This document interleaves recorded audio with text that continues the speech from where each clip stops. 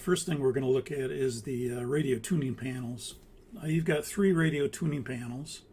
This is the left radio tuning panel, this is the right radio tuning panel, and this is the center radio tuning panel. And you've got two types of displays. You might have the older type that has more of a analog display, and when you change the frequencies it clicks the numbers. Or you could have more of a digital display. This one that we have is more of the digital display. If you have the analog type display, then it's going to have an off light that will be illuminated anytime the radio is turned off. Anytime you turn the radio on, the off light would extinguish. In the case of the digital radios, you have more of a physical, you don't have a light indication, you have a button that's kind of a little momentary action button that when the radio is off, nothing will be displayed.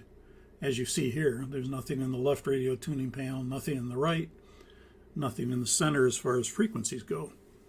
So in order to turn it on, we just have to push the button and the frequencies would then display. So we'll turn on the left radio tuning panel, we'll turn on the right radio tuning panel, and we'll turn on the center radio tuning panel. So sometimes these are referred to as RTPs as well, radio tuning panel. And of course you have an active window and a standby window. When you tune a frequency, it goes into the standby, and then you can transfer it with the arrows into the active window.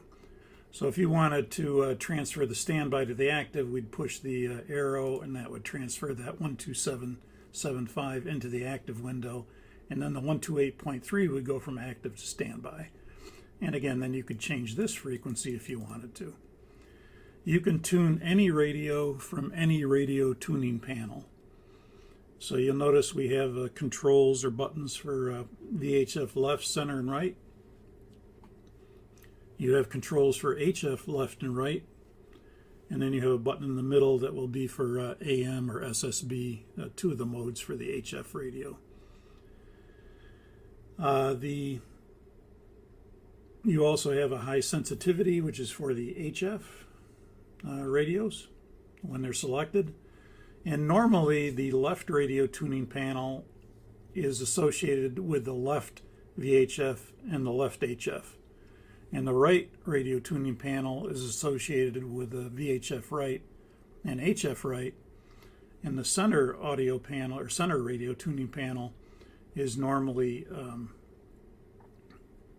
the center radio tuning panel is normally associated with the center VHF, which is used for the data link.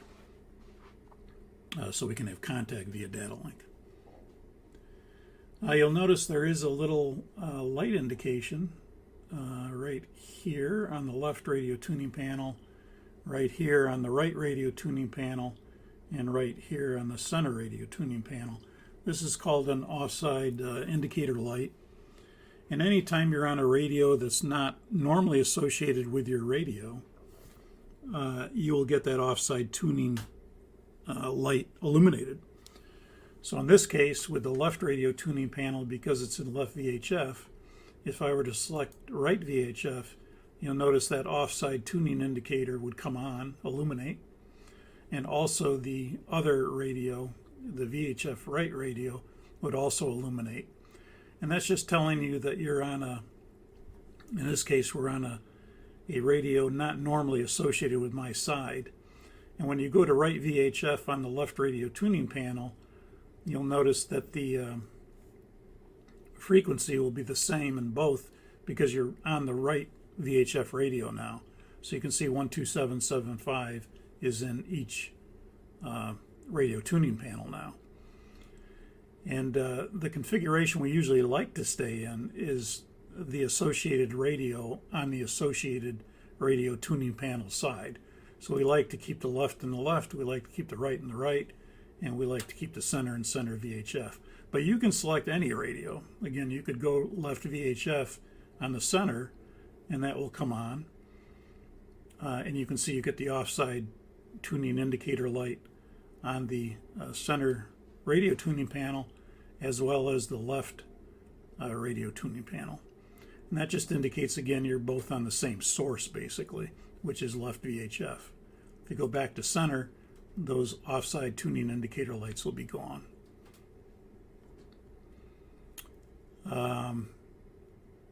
That's about all we need to know for now for the radio tuning panels. Again, normally we do like to stay left to left, right to right, and center is center VHF. And again, if you go to HF left or HF right,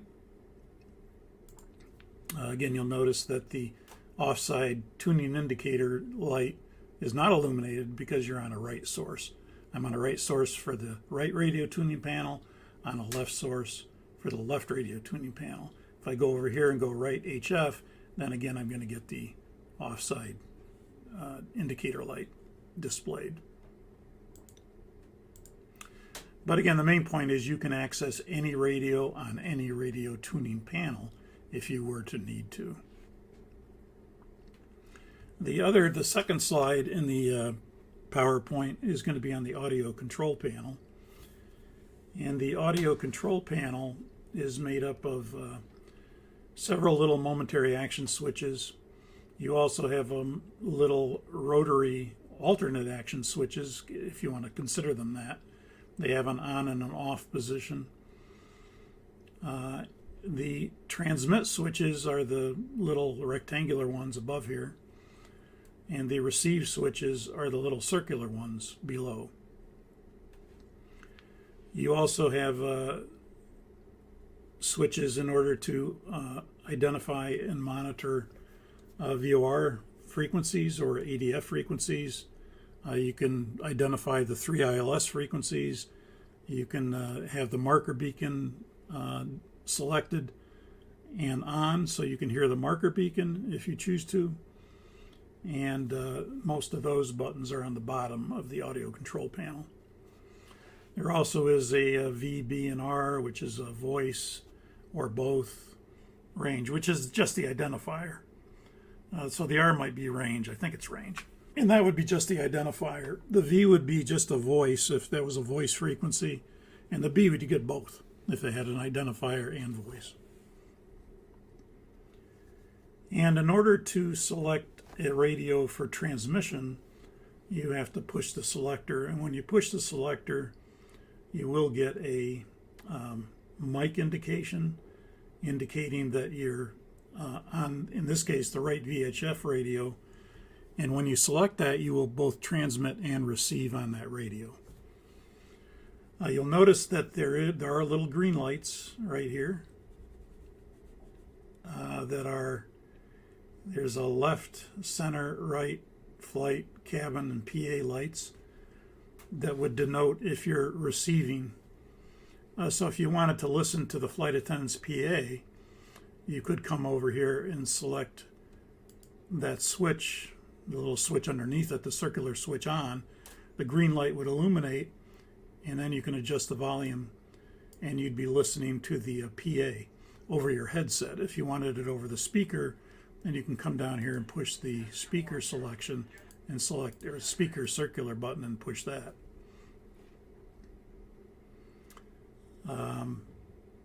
Anytime you push a transmit switch, you're not only going to get the transmit function of it, but you're going to get the receive function of it as well. And the light will not illuminate in that case. The little green light will not illuminate. For example, you can see here on the left radio tuning panel, I have 12775 selected. That's Boeing Field ATIS. If I select the left VHF, that will select the transmit function, but also the receive function. And if we have the speaker on, then we should get the ATIS. So if I select that speaker on right now, and I'll select the PA off, you'll notice we can't hear anything because we're on the right VHF, and the right VHF will receive on this 121.73, but there's nothing to receive right now on that frequency. But if I come over here to left VHF, you'll notice that even though the light bar is not illuminated, we are receiving the ATIS 12775 from the left radio tuning panel. So the light bar, or the little green light right here, will not illuminate when you push the mic switch, but you are receiving off of that. In other words, you don't have to come here and push that as well. You don't have to do that. Okay, on the NavRad page, we do have Payne VOR, and we have Seattle VOR, and they're both being auto-tuned right now. So if we go back to the radio, and let's put it on, let's see, we've got range. Let's turn on the speaker. Let's turn that off. And let's turn up the volume here.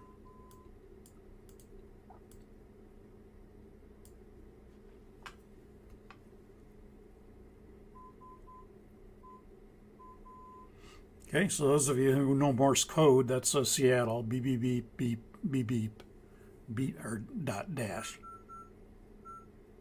So that's SEA for Seattle. If you wanted Payne, Payne was also being auto-tuned. We could go to left VOR, and this will be the identifier for Papa Alpha Echo. I'll listen to it one more time.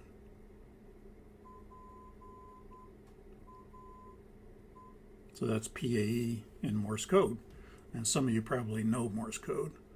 There's nothing in the ADF, but if we were to have something in the ADF, then you could turn that on and we could receive the ADF, the NDB identifier for what's tuned. So again, that's a little bit on the audio control panel. We talked about setting up the frequencies. We actually did that on period 1 and period 2. And we said that the right VHF can normally be used for things like clearance, the ATIS, company communications, things like that. The left radio tuning panel is normally used for ramp control, ground control, the tower, departure, center, things like that on the left VHF. And the center VHF is used for the data link.